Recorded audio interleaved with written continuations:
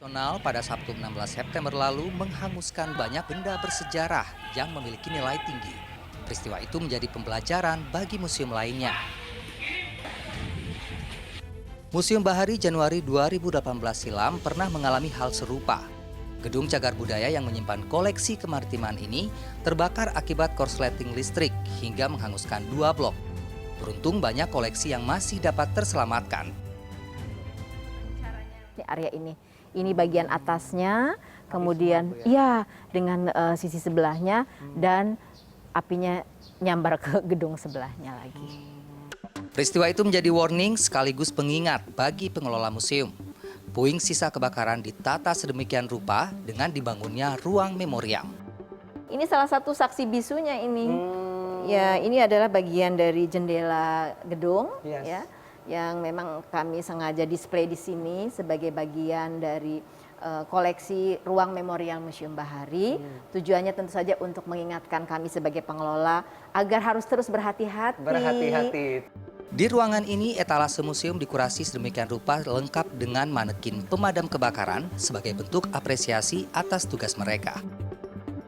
Puing berupa bongkahan kayu yang hangus dan baja konstruksi dijejer dan digantung untuk memberi kesan estetika. Ruang memoriam ini hadir beriringan dengan langkah pencegahan yang diwujudkan dalam prosedur internal maupun aturan bagi pengunjung. Apa biasanya pencegahan atau mitigasinya seperti apa? Ya, yang pasti sesudah ada peristiwa kebakaran ini menjadi pembelajaran bagi kami ya di Museum Bahari. Antara lain pengetahuan tentang bagaimana menggunakan apar, minimal bagaimana menggunakan apar. Minimal juga harus tahu di mana itu titik kumpul, ya kan?